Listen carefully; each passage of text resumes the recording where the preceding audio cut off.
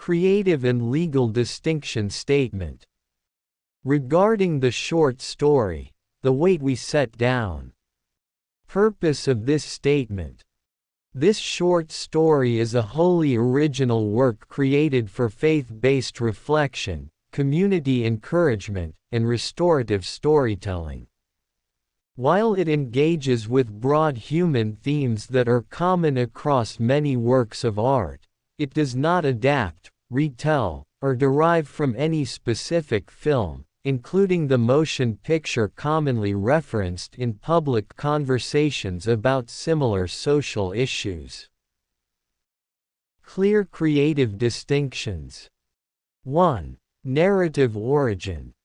This story was developed independently as a redemptive narrative rooted in accountability, restoration, and hope.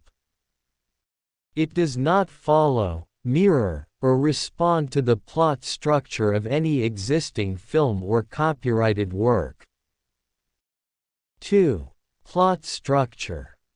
The story does not center on criminal acts as its primary engine.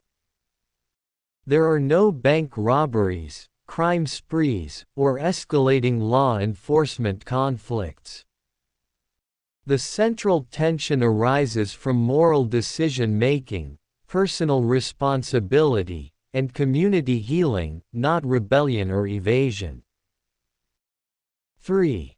Characters. All characters are original creations, with distinct backgrounds, different life trajectories, unique motivations.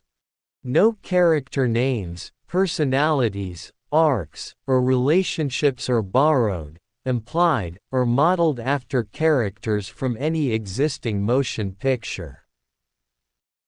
4. Themes and message.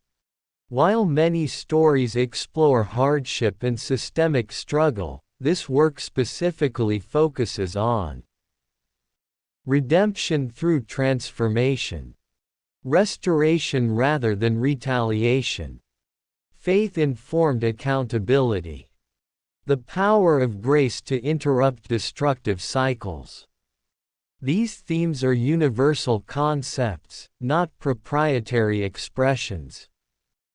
5. Setting and context.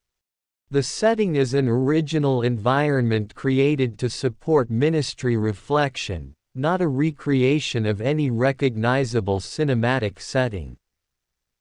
The story emphasizes community rebuilding and spiritual renewal, not urban crime spectacle. 6. Ending and resolution. The resolution is constructive and restorative, not tragic or nihilistic. Consequences are acknowledged, but hope, reconciliation, and growth are central to the conclusion. Faith-based intent. This story is presented as part of a Christian ministry effort, intended to encourage reflection, offer hope to those facing hardship, illustrate redemption in practical, lived experience, point toward healing, not glorification of harm. Copyright respect statement. This work does not quote, reference, or recreate any scenes or dialogue from copyrighted films. Does not use protected character archetypes or story beats. Exists as an original expression, inspired only by universal human experience and faith-based values. Closing affirmation. This creative work stands on its own as an original, transformative piece, written in good faith, with respect for intellectual property laws and the creative labor of others.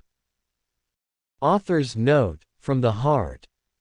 I write this story first as a believer, second as a witness, and always as a servant.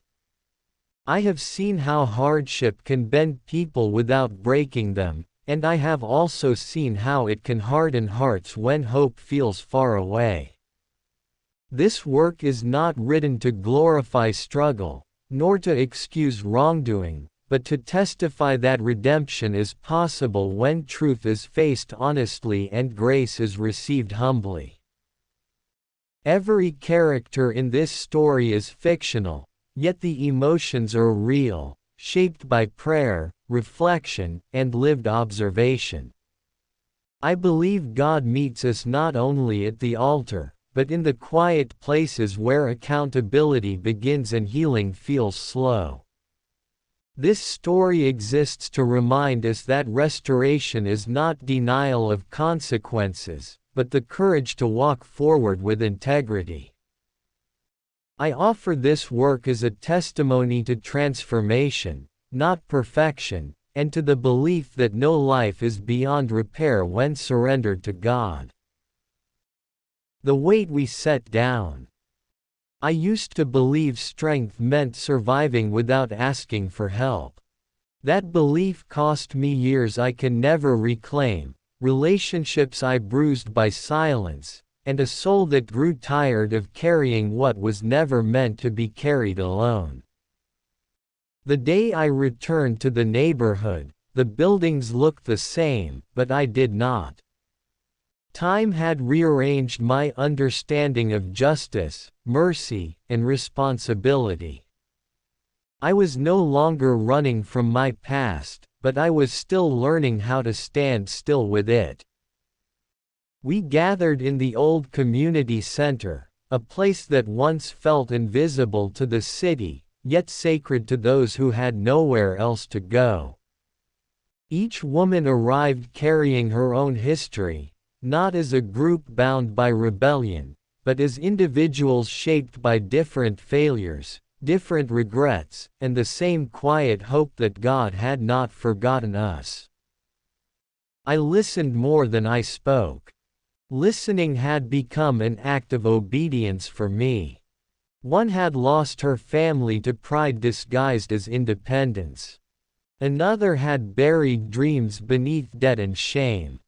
None of us were innocent of mistakes, but none of us were beyond grace.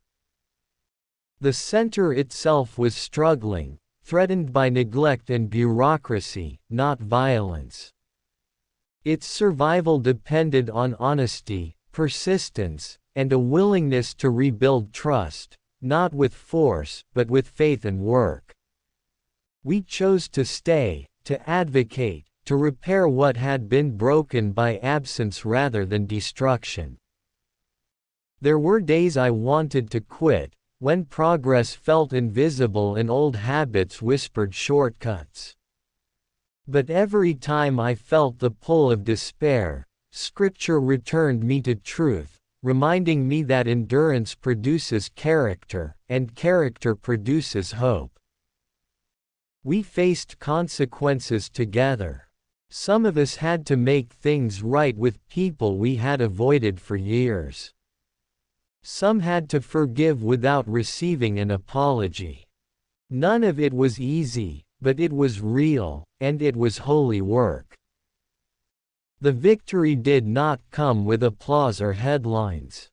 It came quietly, in reopened doors, restored trust, and the knowledge that we had chosen a harder, better way. We did not escape our past, we redeemed our future by confronting it. I still walk past that center sometimes, not as someone who conquered the system, but as someone who learned that strength is found in surrender to God's process. The weight I once carried alone, I finally set down at His feet. And in that release, I found freedom.